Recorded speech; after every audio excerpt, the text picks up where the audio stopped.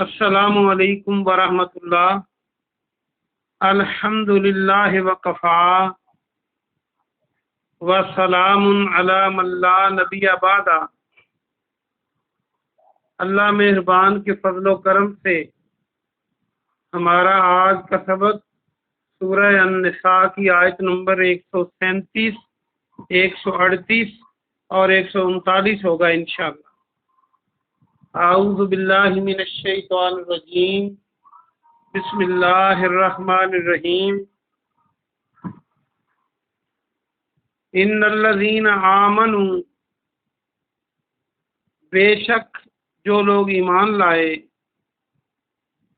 ثم پھر کفروا کفر کیا، ثم آمنوا پھر ایمان لائے،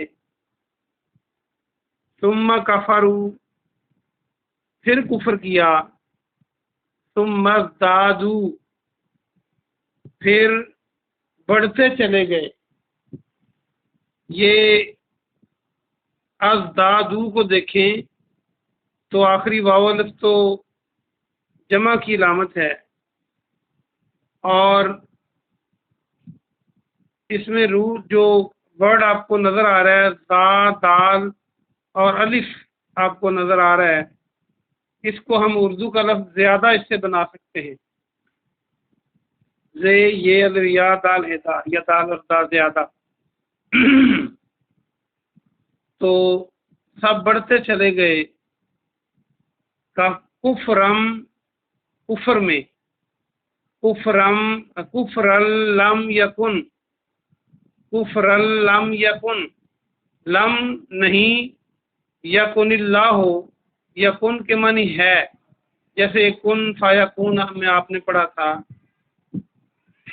اللہ سبحانہ و تعالی، دوبارہ اس کو دیکھیں، کفر لم یکن اللہ لیغفر، لیغفر لام کے معنی کہ، یا کے معنی وہ، غین فارا موجود ہے، اردو کا لفظ مغفرت بن سکتا ہے، بخشے کہ وہ بخشے، لہم ان کو، بلا اور نہ، لیہدیہم وہ ہدایت دے گا ان کو، لیہدیہ ہم کو دیکھیں تو ہا دال اس میں موجود ہے، اور اگر یا بھی ہے تو اس سے آرام سے ہدایت بن سکتا ہے۔ سبیلا راستے کی، راستے سے مراد سیدھا راستہ۔ تو با محاورہ ترجمہ دیکھیں، بے شک جو لوگ ایمان لائے، پھر کفر کیا، پھر ایمان لائے، پھر کفر کیا، پھر کفر میں بڑھتے چلے گئے، اللہ سبحانہ و تعالی نہ ان کو بخشے گا اور نہ ان کے لیے، نہ ان کو وہ ہدایت دے گا، نہ ان کو راستے کی ہدایت دے گا۔ سیدھا بریکٹ میں کر لیں، بشر المنافقین بشارت دے دیں، خوشخبری دے دیں، المنافقین منافقوں کو، بِأَنَّ اس وجہ سے کہ بے شک، لہم ان کے لیے، عذابًا علیما عذاب ہے علم والا، الف لام میم علم، غم والا، رنج و علم ہم اردو میں لفظ ایک بولتے ہیں تو یہیں سے بنے گا، علیم سے علم۔ ان کے لیے عذاب ہے دردناک۔ با محاورہ ترجمہ سنیں، منافقوں کو بشارت دے دیں کہ بے شک ان کے لیے دردناک عذاب ہے، الذین جو لوگ، یتخذون پکڑتے ہیں، الکافرین اولیاء کافروں کو ولی، کافروں کو دوست، یہاں اس کا معنی دوست ہے، من دون المومنین مومنوں کے علاوہ، دون علاوہ، کیا، یبتغون وہ تلاش کرتے ہیں، عندہم العزت ان کے پاس عزت، فإن العزت بے شک عزت، للہ جمیعا ساری کی ساری اللہ کے لیے ہے، جمیہ جمع سے ہے، جمیہ کو دیکھیں تو آپ اردو کا لفظ جمع بنا سکتے ہیں اس میں، تو اس کا با محاورہ ترجمہ سنیں۔ جو لوگ مومنوں کے علاوہ کافروں کو دوست بناتے ہیں اور وہ ان کے پاس عزت تلاش کرتے ہیں، بے شک عزت تو ساری اللہ کے لیے ہے۔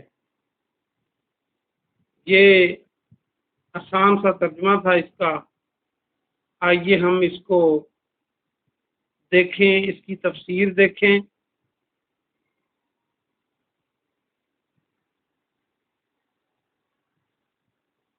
اور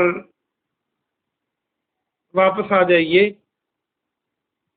تفسیر کے لیے تاکہ ہمیں سبق اسٹینڈنگ بہتر ہو سکے۔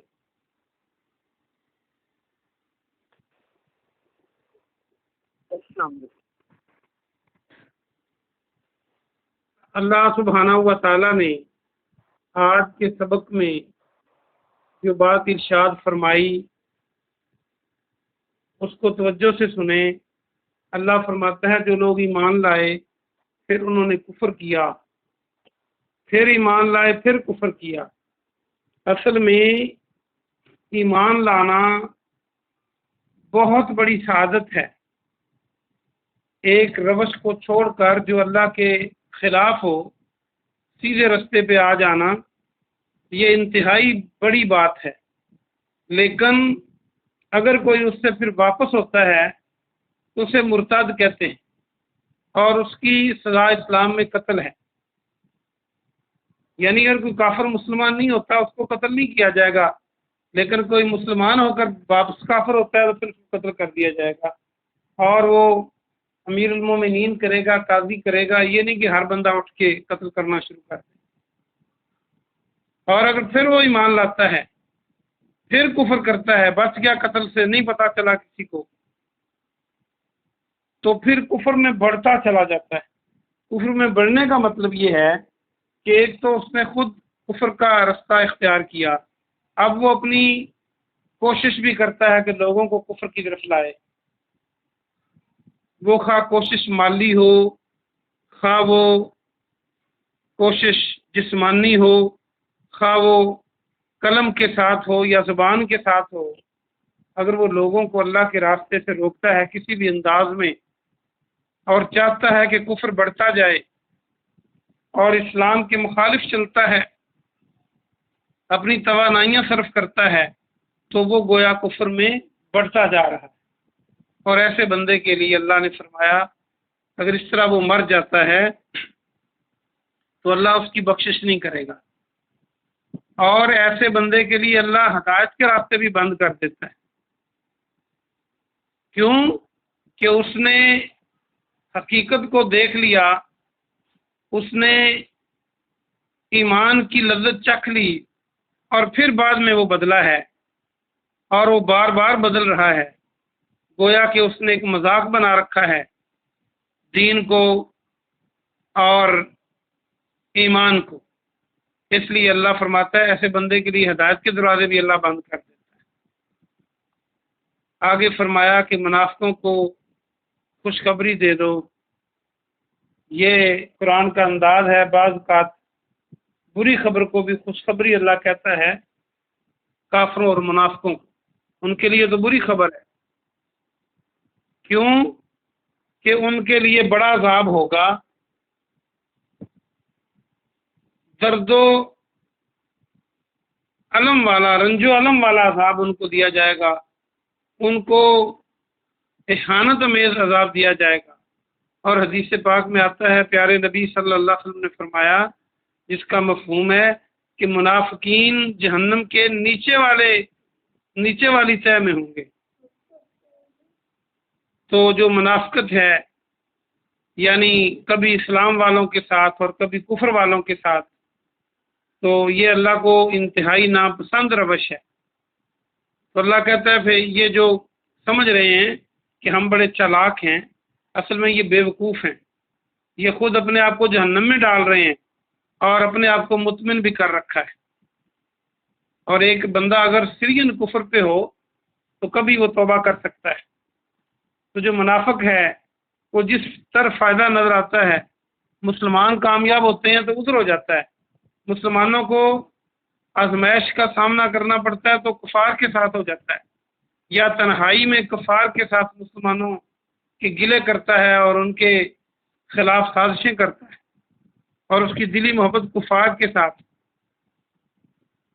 آگے فرمایا جو لوگ ایمان والوں کی بجائے ایمان والوں کو چھوڑ کر کافروں سے دوستی کریں تو ایسے لوگ چاہتے کیا ہیں کہ ہمیں ان سے عزت ملے گی۔ یہ منافقین بھی اسی لیے ایسا کرتے تھے کہ ہمیں سوسائٹی میں عزت ملے، چونکہ جو کافر تھے وہ مالی لحاظ سے زیادہ طاقتور تھے۔ آج بھی آپ دیکھ لیں، ایک فرد سے لے کر ایک قوم تک، اور قوم سے اقوام تک، ملکوں تک، کتنے ہی حکمران ایسے ہیں جو یہ سمجھتے ہیں کہ ہمیں عزت ان سے ملے گی جو کافر ہیں، اور مسلمانوں کے مقابلے میں وہ کافروں کا ساتھ دیتے ہیں۔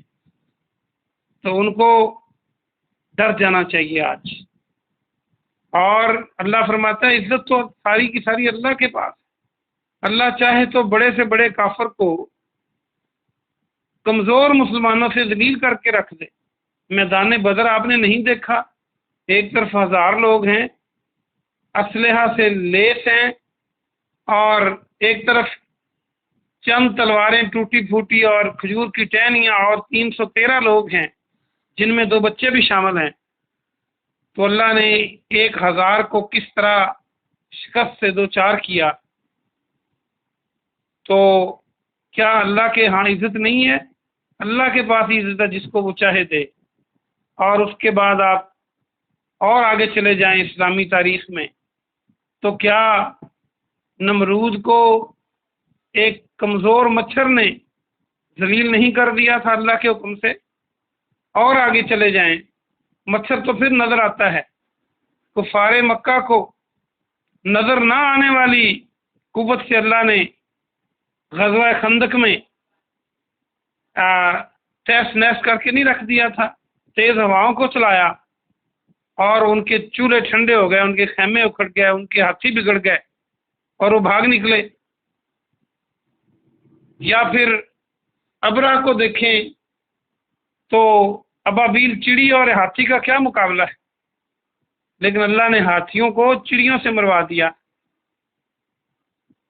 یا پھر آج کی دنیا میں دیکھیں تو بہادر امریکہ، جس کے پاس دنیا کا جدید ترین اسلحہ ہے اور اپنے آپ کو سپر پاور کہتا ہے، اور ادھر افغانی جو ان کے پاس اسلحہ تھا، میں تو کہوں گا کہ بیلچے ہی تھے، لیکن اللہ پاک نے اتنی کمزور قوم کو جو کہ حق پر تھی، ایمان پر تھی، اللہ نے ان کو، اب وہ بھاگ چکے ہیں اور بھاگ رہے ہیں، دنیا نے دیکھ لیا، وہ خود مان رہے ہیں۔ تو اللہ کے پاس عزت ہے، کافروں کے پاس عزت نہیں ہے۔ تو اس لیے ہمیں چاہیے کہ ہم اپنے راستے کو ٹھیک کریں، اپنے رخ کو ٹھیک کریں، اپنے ایمان کو ٹھیک کریں، اپنے عقائد کو ٹھیک کریں، اپنے نظریات کو ٹھیک کریں، اور انہیں قرآن اور حدیث کے مطابق لائیں، اور اللہ دنیا میں بھی عزت دے گا اور آخرت میں جنت بھی دے گا۔ آمین ثم آمین۔ سبحان ربک رب العزت عما یصفون وسلام علی المرسلین والحمد للہ رب العالمین۔